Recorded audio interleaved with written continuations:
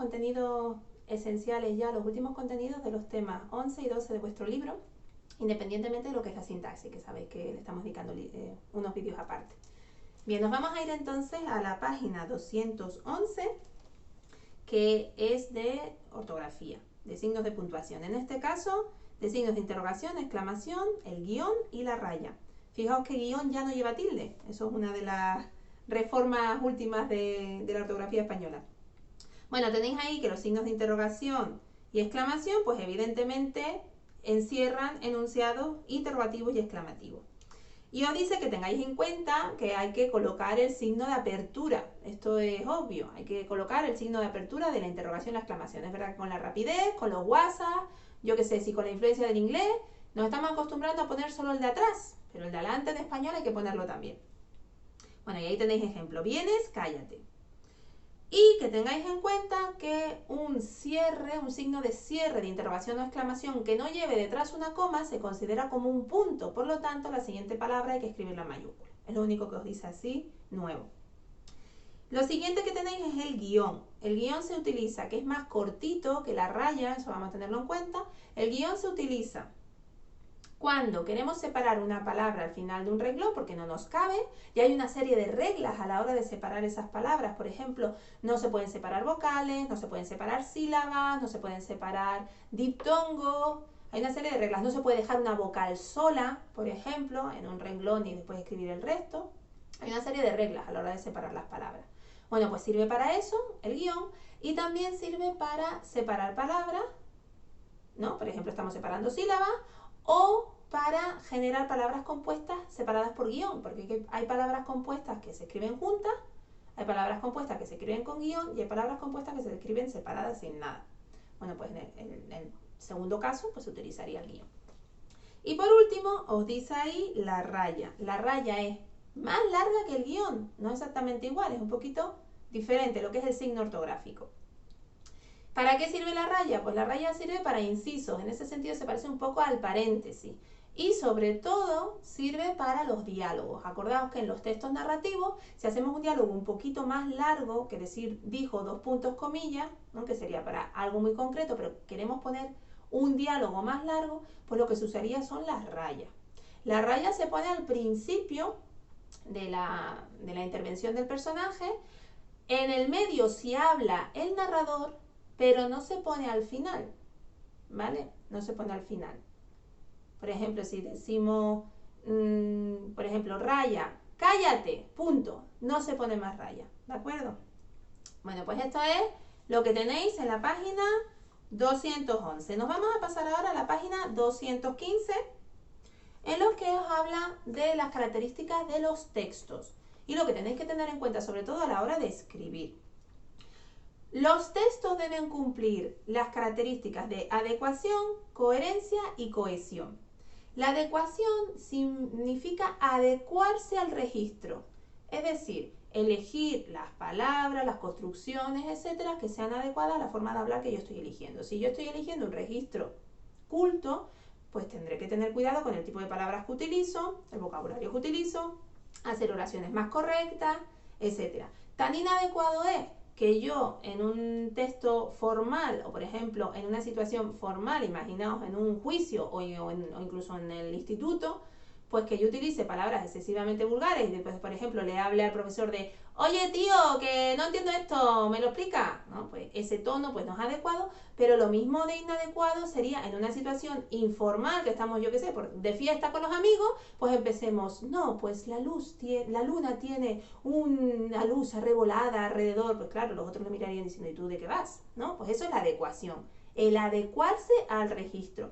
Generalmente nos supone mucho menor dificultad adecuarnos a registros informales, porque es lo que hablamos normalmente, que a registros formales. Necesitamos más esfuerzo y más conocimiento de la lengua. Eso es la adecuación.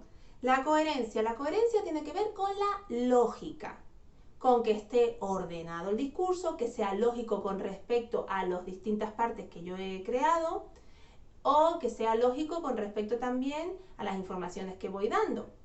Por ejemplo, imaginaos que estáis escribiendo una novela, que es un ejemplo que pongo yo con frecuencia, y en el primer capítulo decís que los elfos no mueren, o las brujas no mueren, y en el tercer capítulo muere una bruja o muere un elfo. Entonces, o explicáis por qué ha muerto ese personaje, por qué se ha producido esa excepción, o habéis roto toda la coherencia del texto. ¿Vale? Pues esa es un poco la idea.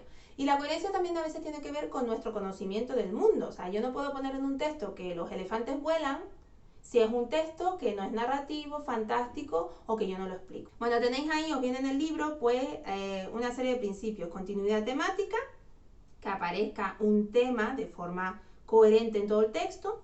Progresión temática, que ese tema vaya avanzando. Congruencia, es decir, que tenga sentido, que tenga lógica. Compatibilidad, que las informaciones no se contradigan unas a otras. Y la conexión, que estén conectadas las distintas ideas. ¿Vale? Esa sería la coherencia. Y después tenemos la cohesión. La cohesión es la que nos sirve para unir las distintas ideas y los distintos elementos. Y aquí es donde se usan los conectores. Y aquí yo insisto mucho a la hora de escribir que no estéis todo el rato diciendo y entonces, que utilicéis otros conectores, en el sentido de en primer lugar, en segundo lugar, a continuación, más tarde, que cambiéis de conectores. El hecho de que nosotros hagamos un texto cohesionado y que no sea telegráfico, pues le da muchísimo más valor a ese texto. Aparte de los conectores, podemos usar otros recursos como la hiperonimia, ¿no? Por ejemplo, o la eponimia, por ejemplo. Un león se escapó, y más adelante, el animal, o podemos utilizar sinónimos, o podemos utilizar pronombres que tengan una función anafórica o catafórica, es decir, que se refieran a algo que viene después o viene antes. Todos esos elementos los podemos utilizar para darle un sentido, ¿no? Por ejemplo, si yo digo, vino mi hermana, ella o esta, y eso ya le da un sentido, no es tan repetitivo, pero está cohesionado. Lo siguiente que tenéis es la página 230, en la que nos habla de las palabras tabú, eufemismos y disfemismos. Bien, esto tiene que ver con los registros y con la adecuación que acabamos de comentar. Hay una serie de palabras que son tabú. Son palabras especialmente vulgares, ¿vale? Especialmente vulgares que solemos evitar o por razones psicológicas, sociales, etc. Todo lo que tiene que ver con el sexo muchas veces está en este apartado, ¿no?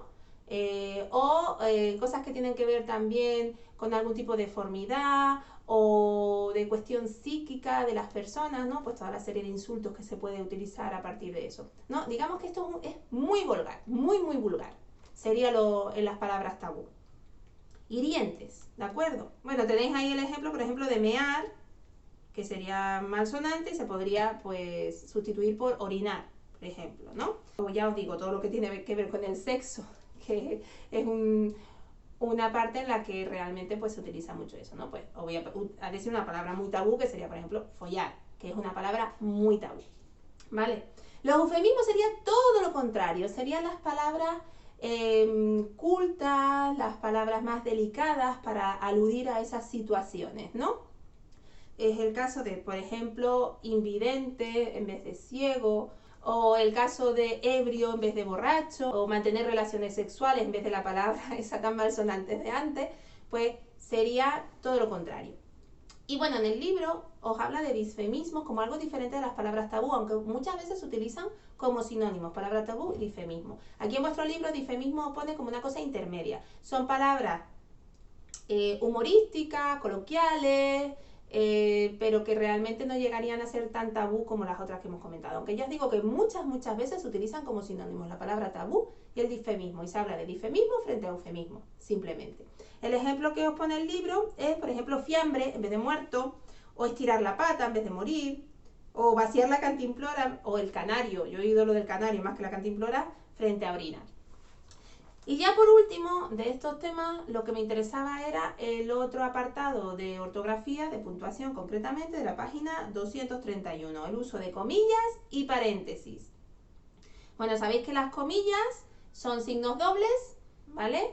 Hay dos tipos de comillas, están lo que son las comillas que llaman inglesas y las comillas españolas. Las comillas pues se utilizan o bien para poner términos que no son muy exactos o que son inventados o que se citan de alguna parte, ¿no? Por ejemplo, cuando se reproduce textualmente lo que dice un personaje o una persona, se utilizan también las comillas, o si estoy citando capítulos, artículos, partes de un libro, etc. Aquí hay una diferencia, porque es verdad que vosotros tendréis a poner comillas a todos, pero no. Hay algunos casos en que yo, por ejemplo, si cito el título de una novela, tengo que usar cursiva o subrayado, o el nombre de una película, o el nombre de un periódico, o de un libro completo, de un título de un libro. Eso se utiliza cursiva o subrayado. Las comillas serían pues para un poema, para un capítulo, para un artículo dentro de una revista, cosas más pequeñas.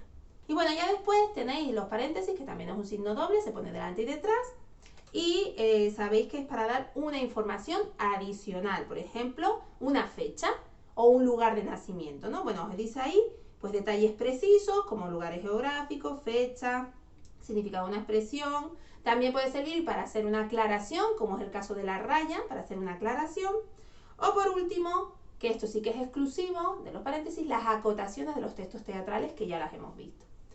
Y colorín colorado, con esto hemos terminado. Hemos terminado el libro. ¿Qué os parece? Venga, nos vemos, chicos. Hasta luego.